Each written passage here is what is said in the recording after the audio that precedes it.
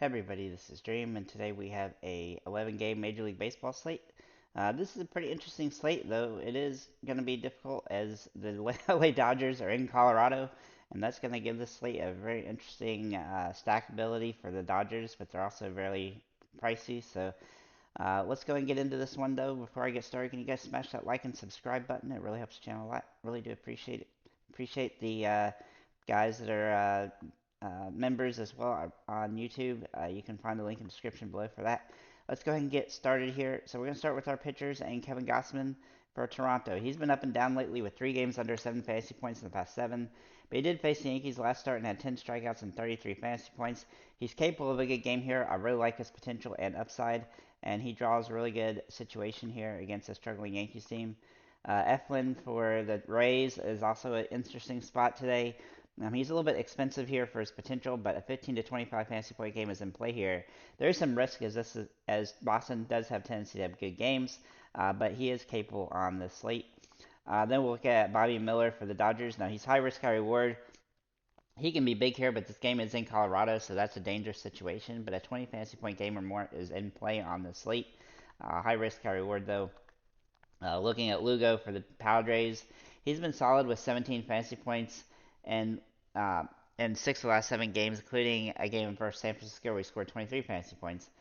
His K rate has been inconsistent, but he might give up an earned run or two. But he's a decent price today, and he has a viability with that price being kind of cheap. Then we'll look at a couple cheaper options here for Hauser from Milwaukee against St. Louis.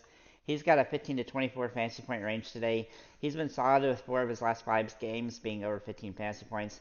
His last start was versus St. Louis, which is a concern, but he did well against them, so he's capable, as he had, I think, a 20 fantasy point game in that one. So he's definitely a viable option on the slate. And then for kind of a Hail Mary play, Michael King for the Yankees. He is facing Toronto. Toronto's had some ups and downs throughout the season from a hitting perspective, and King has been playing pretty well as a pitcher, and he's recently just started starting. Though he won't go too deep in the game, he does have 17 fantasy points in 5 straight starts, and he has nice strikeout potential on this one. So he's a kind of Hail Mary option, but high risk, high reward. But he does have the potential to have a big game here. Moving into our bats, we've got some really good bats across the board.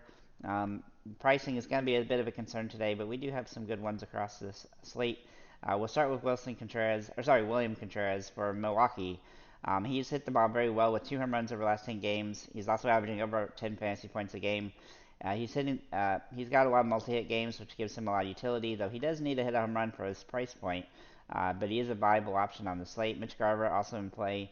He's been a little bit inconsistent recently, but he still has home run potential, and he did hit one yesterday. He is capable of big games, and he's hitting the ball pretty well, so I think he's a viable option. And his price has actually come down a little bit, which is nice. And then, of course, if you want to be contrarian, you can go with Heim, who's also hitting the ball, somewhat inconsistent, but he's been okay. He also has multi-hit potential and home run potential on the slate, but he is high risk, high reward in this matchup against Detmers. Maybe into first base, we'll look at Freddie Freeman, who is a core play for me. They're playing in Colorado. He's going to have a lot of potential for a big game here. He's averaged 8 fantasy points a game against Colorado this season. I think 3 of those games have been at Colorado, so he has really good home run potential in this one and has nice upside as a result. Vlad Jr. is a little bit underpriced finally, and that gives him some utility, especially considering he's hitting the ball really well the last 10 games. He's also had 5 home runs in that stretch. He did have a multi-home run game the last game out, but he is capable of a big game, and I do like his potential here, especially at a reduced price. Carlos Santana from Milwaukee is an interesting play today. He's been kind of up and down throughout the season, but he is capable in certain situations, and this is a very good one. He's had 3 home runs over the last 10, and he's had a couple multi-hit games recently. He's got good fantasy point production, and he doesn't need to hit a home run to pay off at this reduced price point. He was very close to being a core play. Then we'll look at Walker for Arizona as kind of a contrarian option. His hitting has kind of gone down a little bit, but he's still hitting well enough to score 8 fantasy points a game.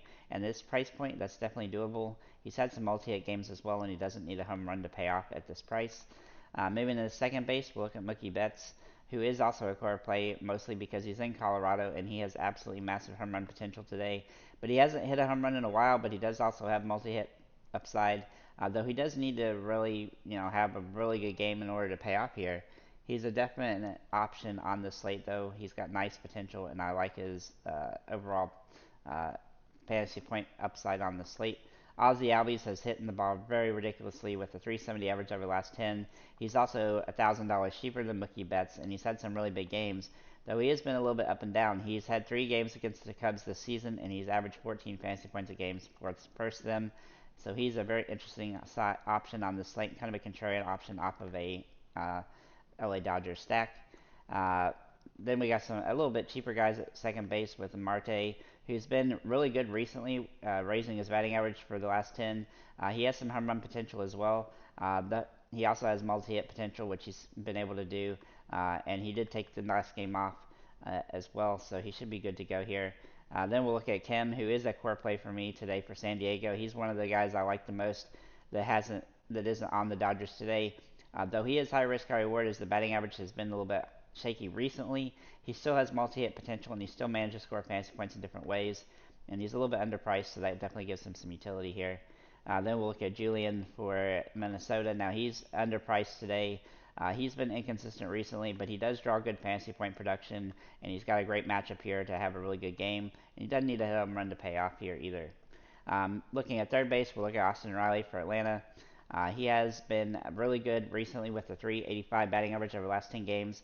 He has 3 home runs in that stretch. He has nice upside here. He's averaging over 13 fantasy points a game, and even though he's super expensive, he's doing a lot of that without hitting home runs, which is definitely an advantage here on a slate like this. Then we'll look at Machado for the San Diego. Now he can play third base or shortstop. He was very close to being a guy that I really wanted to put as a core play too, as he's had 4 home runs over the last 10. He's really raising his upside here, though he does have tendency to have bad games and strike out a couple times. He's capable of a big game in this matchup, and he has good situation uh, metrics for it. Josh Donaldson has been pretty awful throughout the season, but he does draw home run or best potential. He's high risk, high reward, but I do think he has the upside today for a home run, so he's capable on the slate.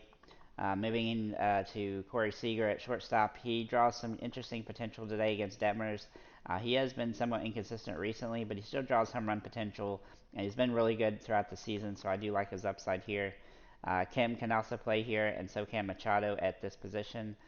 Then can Tovar for Colorado, who I really like today, and a great matchup against the Dodgers. I do like the Dodgers pitcher, but he's hitting the ball very well recently. Not usually a huge home run guy, but he is capable of a solid game, and he is a lot better at home than on the road. And his fantasy point production here could definitely pay off for a good matchup here.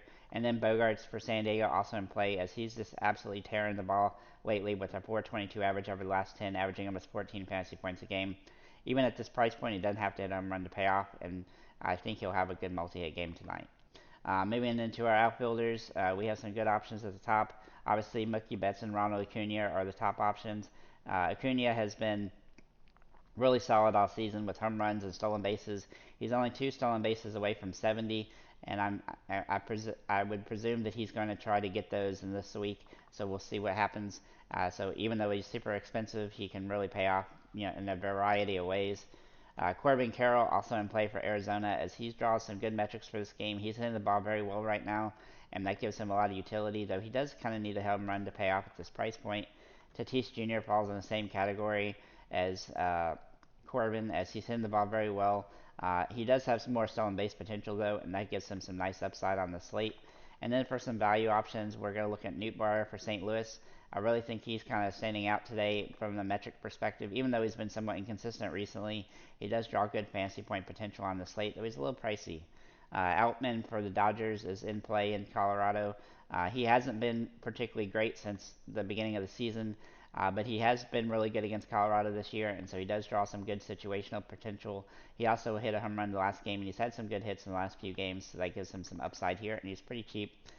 Peralta, depending on who starts for Peralta or for the Dodgers in the outfield, some of those guys are going to be in play.